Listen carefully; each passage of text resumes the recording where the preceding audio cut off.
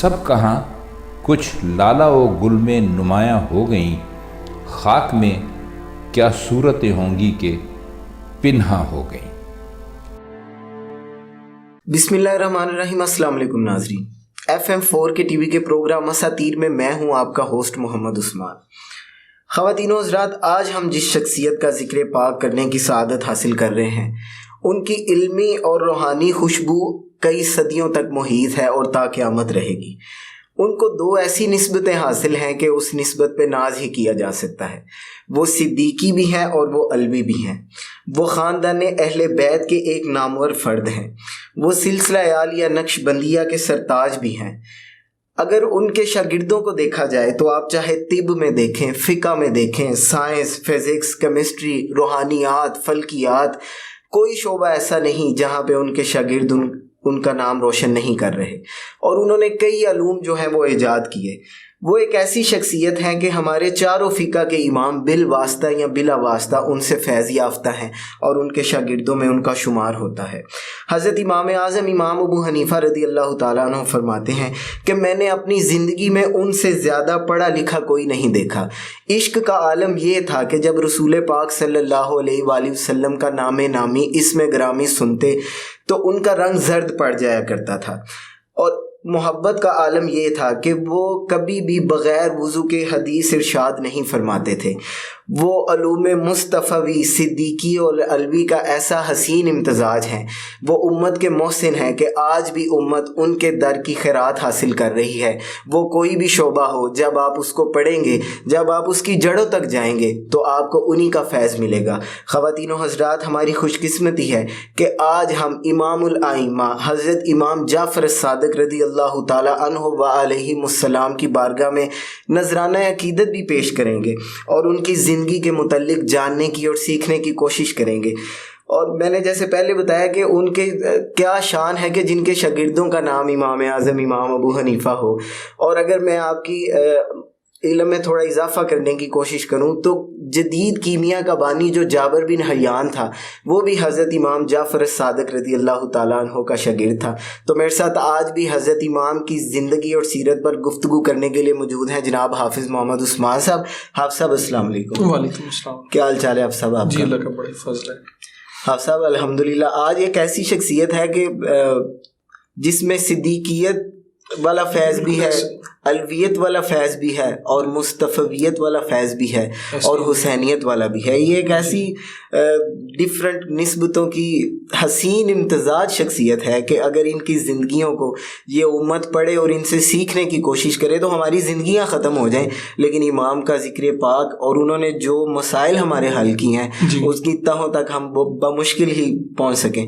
तो आप सब आप मुझे ये बताएं कि हज़रत इमाम जाफ़र सादिक़ रज़ी अल्लाह तआला अन्हु का नामो नसब क्या था? बेशक आली नसब है, लेकिन ऑडियंस को बताएं कि इनका नामो नसब क्या था। बिस्मिल्लाहिर्रहमानिर्रहीम। अल्लाहुम्मा सल्लि अला मुहम्मदिन व अला आलिहि व अस्हाबिहि व बारिक व सल्लिम व सल्लि अलैहि।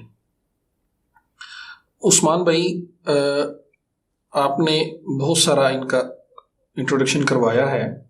ये तो वो समंदर में वो चोंच के बराबर ऐसे ही। मैं कुछ यूं कहूँगा कि दर हकीकत जब मुस्तफ़वी सिलसिला आ गया ना तो बाकी सारे सिलसिले तो उसके अंदर ही आ गए। बिल्कुल, वो तो आगे इसका रोशनी के अंदर सबसे बड़ा जो सिलसिला है वो नबी करीम सल्लल्लाहु अलैहि वसल्लम का सिलसिला है। बेशक बेशक। अलवी भी वहां से निकला, सिद्दीकी भी वहां से, फैज तो वही है सारा। फैज जी बिल्कुल वसल्लम का ही है। तो जो इमाम जाफर सादिक रहमहुल्लाह है सलामुल्लाहि अलैहि, ये इमाम बाकिर के बेटे हैं। सुभान अल्लाह सुभान अल्लाह। और इमाम बाकिरुल उलूम जी, इमाम ज़ैनुल आबिदीन के पोते हैं। सुभान अल्लाह सुभान। और हजरत इमाम हुसैन रज़ी अल्लाह तआला अन्हु उनके पड़पोते हैं। सुभान अल्लाह सुभान अल्लाह। इनकी वालिदा जो है उम्मे फरवा, वो कासिम बिनते अबू बकर, कासिम बिनते मोहम्मद बिन अबू बकर, यानी हज़रत अबू बकर सदीक रज़ी अल्लाह तआला अन्हु की वो पड़पोती हैं। सही।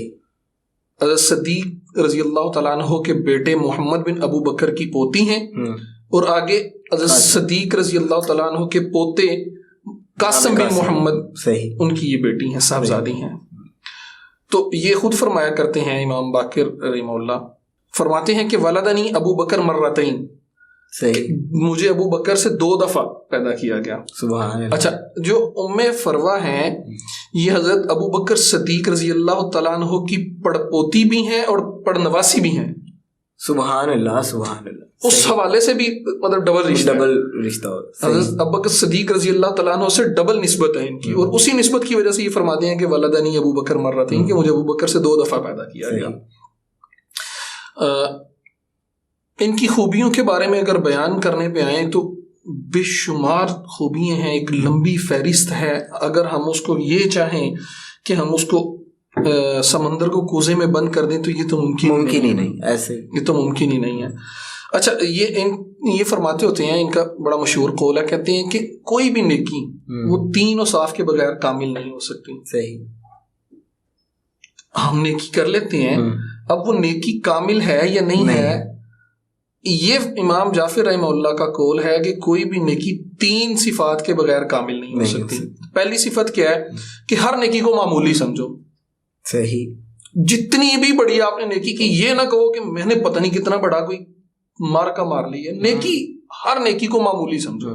دوسرا، ہر نیکی کو چھپاؤ. صحیح. کسی کے ساتھ ذکر نہ کرو. اور تیسرا یہ کہ ہر نیکی کو کرنے میں جلدی کرو. صحیح.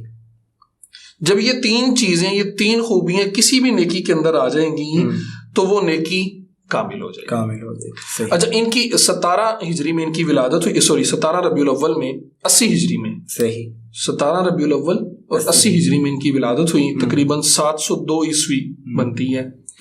تو تقریباً 12 سال تک یہ اپنے دادا جو ہیں امام زین العابدین رضی اللہ تعالیٰ عنہ، یہ ان کے زیر سایہ رہے. ان کی پرورش تابعی ہیں. ان کے علاوہ سہل بن سعد رضی اللہ تعالیٰ عنہ اور سہل بن عدی رضی اللہ تعالیٰ اور دیگر صحابہ کرام سے انہوں نے ملاقات کا شرف بھی حاصل ہے، اور کئی صحابہ سے پھر فیض کا شرف بھی حاصل ہے. تو یہ تقریباً 12 سال تک اپنے دادا امام زین العابدین رضی اللہ تعالیٰ عنہ کی خدمت میں گزارے. پھر ان کا وصال ہوا تو ان کے وصال کے بعد تقریباً 19 سال اپنے والد امام باقر کی خدمت میں گزارے. اللہ اللہ اللہ.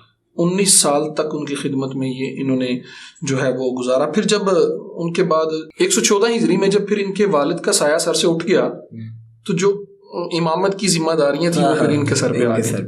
اچھا، جب ان کے سر پہ آئیں تو اس وقت بنو امیہ کا جو دور تھا وہ تقریباً آخری عوامل کے اندر سے گزر رہا تھا. بنو امیہ کا جو آخری دور تھا، چونکہ اس وقت سیاسی ہنگامے مطلب عروج پہ تھے اور سیاسی کشمکش عروج پہ تھی، تو اس لحاظ سے انہوں نے پھر کئی خلفاء کا دور دیکھا. اموی خلفاء کا، ہشام بن عبد الملک کا دور دیکھا، پھر ہشام بن عبد الملک کے بعد ولید بن عبد الملک کا دور دیکھا، پھر اس کے بیٹے یزید بن ولید بن عبد الملک کا دور دیکھا، پھر ان کے بھائی ابراہیم بن ولید بن عبد الملک ان کا دور دیکھا. تو کئی ادوار دیکھیں. پھر اس کے بعد مطلب بنو عباس کا جو وہ سلسلہ ہوا، چونکہ اموی لوگوں سے وہ سارے، وہ ایک الگ بحث چڑھ جائے گی، اس میں میرا نہیں خیال ہمیں جانا چاہیے. ہم نے ان کی شخصیت کے متعلق گفتگو کرنی ہے. تو ان کی شخصیت جو ہے وہ بڑی خوبصورت شخصیت ہے. آپ مجھے یہ بتائیں کہ امام الائمہ ہیں یہ بے شک، تو ان کے جو اخلاق تو بے شک عالی ہوں گے. آپ ان کی اخلاق اور جو زہد و تقویٰ تھا اور جو علم کی کرنیں ان کے در سے پھوٹتی تھیں، اس کے متعلق آپ ہمیں کچھ بتائیں. عثمان بھائی، علم کا تو یہ ایک ایسا سمندر تھے کہ جس کی مثال ڈھونڈنے سے نہیں ملے. آپ نے جیسے ان کا تھوڑا سا تعارف پیش کیا، آج کی ہماری اگر زبان میں ہم کہیں نا تو محاورتاً بولا جاتا ہے کہ یار بندہ ہر فن مولا ہے. ہر فن مولا. تو یہ ہر فن مولا وہ مولا بھی ہیں. یہ حقیقت میں ہر فن مولا تھے. وہ بے شک مولا. مطلب کئی علوم کا یہ منبع تھے، سارے علوم کا منبع تھے. اچھا، پھر مہمان نواز تھے، پائے کے مہمان نواز تھے. پھر غرباء کی چپکے سے مدد کرنے میں بڑے ماہر تھے. یعنی انہوں نے غرباء کی، مساکین کی بے شمار مطلب مثالیں ہیں، لیکن انہوں نے کوشش یہ کی کہ غرباء کی جتنی بھی مدد کی ہے اس کو چھپکے سے کیا ہے. اچھا، پھر اس کے علاوہ جو ان کے رشتہ دار تھے ان کے ساتھ بڑا اچھا سلوک کرتے تھے. مالداروں سے زیادہ جو غریب لوگ ہوتے تھے، جو مزدور لوگ ہوتے تھے، دہاڑی دار لوگ ہوتے تھے، ان کو ترجیح دیتے تھے. ان کا ایک بڑا مزے کا واقعہ ہے کہ خود بھی ان کے اپنے باغات تھے نا، تجارت کا پیشہ تھا، تو اپنے باغات کے اندر خود بھی کام کیا کرتے ہوتے تھے. تو ایک دن مطلب بیلچا لیا اور اپنے باغ کے اندر کام کر رہے تھے, تو گرمی کی شدت کی وجہ سے پسینہ اور تو فرمانے لگے, کہتے ہیں کہ معاش کی وجہ سے جو دھوپ یا پسینہ نکلتا ہے نا وہ تکلیف دہ نہیں ہوتا. صحیح. معاش کے لیے جو مطلب یعنی اس سے ایک ہمیں یہ بھی سبق ملتا ہے کہ ہمیں معاش کے لیے محنت اور مشقت کرتے وقت نہ ہچکچانا نہیں چاہیے. ہم جتنا بھی بڑا اپنے بزنس کو جتنا بھی ایکسپینڈ کر لیں, ہم جتنے بھی بڑا سے بڑا امپائر کھڑا کر لیں, لیکن ہماری کامیابی کا راز یہی ہے کہ ہم خود بھی فزیکلی اس کے اندر عملی طور پہ کردار ادا کریں. اچھا, ان کے اخلاق کے اوپر ایک اور بڑا مطلب دلچسپ واقعہ ہے کہ ایک دفعہ مسجد نبوی کے اندر نماز پڑھ رہے تھے, تو وہاں پہ ایک مسافر بھی نماز پڑھ رہا تھا. انہیں نہیں پتا تھا کہ یہ کون ہے. اس کے پاس ایک تھیلی تھی, اس تھیلی کے اندر کچھ دینار تھے. روایات کے اندر آتا ہے, تاریخ کی کتب میں, تہذیب و تہذیب میں نے بھی نقل کیا ہے, اور اس کے علاوہ کچھ اور صاحبین نے بھی نقل کیا ہے. وہ کہتے ہیں کہ 1000 دینار تھے اس میں. صحیح. تو وہ نماز پڑھ رہے تھے, تو وہ جو تھیلی تھی نا وہ ان کے کہیں آگے پیچھے ہو گئی سامان کے اندر ہی. تو انہوں نے ادھر ادھر دیکھا تو مسجد کے اندر کوئی نہیں تھا. ایک کونے میں امام جعفر صادق رحمہ اللہ نماز پڑھ رہے تھے. تو وہ ان کے پاس چلے گئے. جیسے انہوں نے سلام پھیری تو انہوں نے کہا کہ آپ نے میرے دینار چرائے ہیں, میری تھیلی آپ کے پاس ہے, آپ نے چرائے ہیں. انہوں نے پوچھا کہ کتنے دینار تھے؟ انہوں نے کہا 1000 دینار تھے. اس کو پکڑا اور اپنے گھر لے گئے, اور گھر سے 1000 دینار انہیں عطا کر دیے. اچھا, وہ جب 1000 دینار لے کے لوٹے اور مسجد میں آ کے انہوں نے اپنے سامان کو سمیٹنا چاہا نا کہ میں اب بس وہ کیا کہتے ہیں سامان کو سمیٹوں اور آگے سفر میں نکلوں, تو جب سامان کو سمیٹ رہے تھے تو انہیں وہ 1000 دینار کی تھیلی پھر مل گئی. جب انہیں ملی تو وہ پریشان ہو گئے. پھر وہ بھاگے گئے, ان کے پاس آئے اور آگے کہتے ہیں کہ میں معافی چاہتا ہوں, معافی کا طلبگار ہوں, میرے سے غلطی ہوئی, وہ میرے سامان کے اندر ہی تھی, مجھے نظر نہیں آئی, تو آپ یہ واپس رکھ لیں. تو قربان جائے فرماتے ہیں کہ ہم جو چیز ایک دفعہ دے دیتے ہیں وہ واپس نہیں لیتے. یعنی اللہ کے راستے میں میں نے تمہیں دے دیا, بس اب دے دیا, اب یہ تمہارا ہے, تم لے جاؤ. تو پھر وہ مطلب لے کے تو چلے گئے.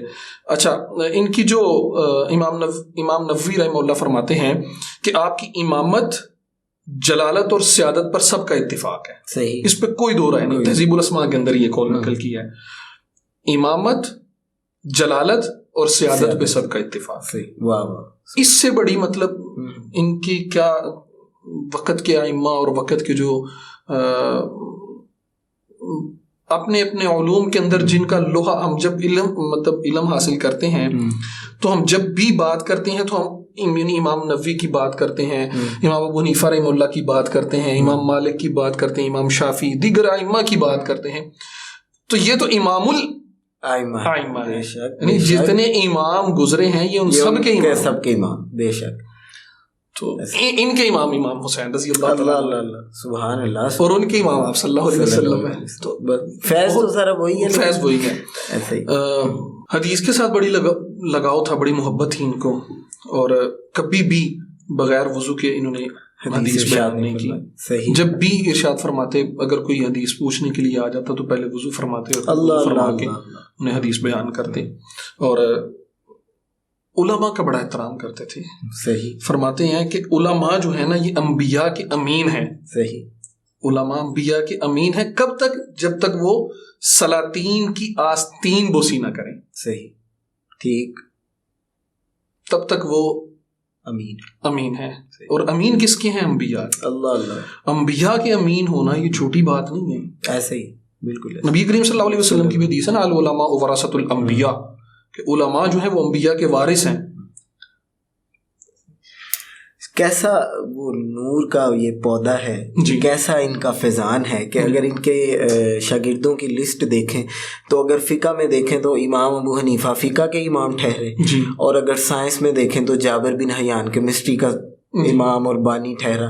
تو یہ حضرت کی یہ شخصیت ہے کہ جو جو بھی لینے آیا اس کے ظرف کے مطابق اس کو عطا کیا گیا. جی جی. اس کی جو بھی کیپیسٹی تھی, اگر کسی نے سائنس سمجھنی چاہی تو سمجھا دی, اگر کسی نے فقہ کو سمجھنا چاہا تو سمجھایا, طب کے مسائل حل ایک سمندر تھے نا, فلکیات کے مسائل حل کیے, علوم کا ایک سمندر تھے نا بھائی. دیکھیے نا خاندان کون سا ہے. بے شک بے شک. مطلب اور کائنات پہ ان کے بڑے کائنات میں نبی کریم صلی اللہ علیہ وسلم کے بعد افضل ترین خاندان, جی جی, ایک تو آل رسول صلی اللہ علیہ وسلم اور دوسرا صدیق اکبر رضی اللہ تعالیٰ عنہ کا بھی. تو دو سلسلے مطلب, اور کائنات کے اندر سب سے افضل ترین سلسلے ایسے ہی ان دو سلسلوں کا جو ہے یہ خون ہے. بے شک بے شک. وہ ان کی نسل سے ہیں. تو پھر ان کا جو سمندر, وہ جو علم کا سمندر, بہت استغفار کثرت سے کیا کرتے تھے, بالکل کثرت سے استغفار کیا کرتے تھے, اور بلکہ تلقین بھی کیا کرتے تھے استغفار کیا کرو, انفاق فی سبیل اللہ, اللہ کے راستے میں مال بڑا خرچ کرتے تھے. حضرت ابوبکر صدیق رضی اللہ تعالیٰ عنہ اور حضرت علی رضی اللہ تعالیٰ دوہری نسبت پہ بڑا فخر کیا کرتے تھے. اور فرماتے ہیں ان کا قول ہے کہ کہتے ہیں کہ مجھے جس قدر حضرت علی رضی اللہ تعالیٰ عنہ سے شفاعت کی امید ہے اتنی ہی امید مجھے ابوبکر سے ہے. صحیح, سبحان اللہ سبحان اللہ. یہ عالم تھا. اچھا آپ صاحب, آپ مجھے یہ بتائیں گے حضرت امام جعفر الصادق رضی اللہ تعالیٰ عنہ, ان کا وصال پاک کب ہوا؟ کچھ کہتے ہیں شہادت ان کی. جی, ان کی شہادت ہوئی تھی 15 شوال کو, صحیح, 148 ہجری کے اندر. در حقیقت تو پہلے تو جتنے بھی اس وقت جو لوگ بغض اہل بیت کے اندر مبتلا تھے, وہ تو ہر ممکن چاہتے تھے کہ ان کو شہید کیا جائے, میدان جنگ کے اندر شہید کیا جائے, ان پہ وار کر کے شہید کیا جائے. لیکن خاندان کون سا تھا؟ شیر خدا. اب وہ شیر خدا کا جو پڑپوتا ہے وہ جرت اور بہادری تو اس کے خون کے اندر اچھی بسی ہے نا. تو جب میدان جنگ کے اندر یا مطلب وہ اپنے اس کارنامے پہ, اپنے اس منصوبے پہ کامیاب نہیں ہو سکے, تو پھر انہوں نے ان کو زہر دیا. اور زہر بھی کیا, حاکم وقت کے ذریعے ان کو زہر دیا گیا. انگوروں کے اندر انہیں مطلب زہر ملا کے دیا گیا. تو جب انہوں نے وہ انگور کھائے, حاکم وقت کے دربار میں تھے, جب انہوں نے انگور کھائے تو بس وہ پھر اس کی طبیعت بگڑ گئی, تو پھر یہ جانبدار نہیں ہو سکے. اور 15 شوال باختلاف روایت, جی تقریباً 15 شوال کو, یا بعض رجب کی بھی روایات آتی ہیں 15 رجب کی بھی, مختلف اختلاف ہے, لیکن جو جمہور کا قول ہے وہ یہی 15 شوال کو. صحیح, 148 ہجری میں انہوں نے وصال پایا تھا. بہت شکریہ حافظ صاحب, اللہ تعالیٰ آپ کو اس کی جزا عطا کرے. خواتین و حضرات, آج بھی پوری امت حضرت امام جعفر الصادق رضی اللہ تعالیٰ عنہ کی شکر گزار ہے. ہم تو بحیثیت مسلمان ان کے شکر گزار ہیں ہی کہ حدیث پاک کا جو منبع, جو فیض ان کے ذریعے ہم تک پہنچا, اس کی تو کوئی مثال نہیں.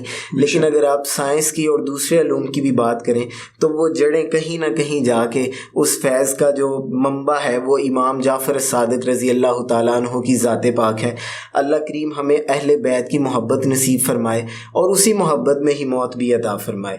پروگرام پیش کرتے ہوئے کہیں کوئی غلطی, کوتاہی, غفلت ہوئی تو میں اللہ کی بارگاہ سے معافی کا خواستگار اور توبہ کا طلبگار ہوں. اگلے پروگرام تک کے لیے اجازت دیجیے. والسلام علیکم ورحمۃ اللہ وبرکاتہ.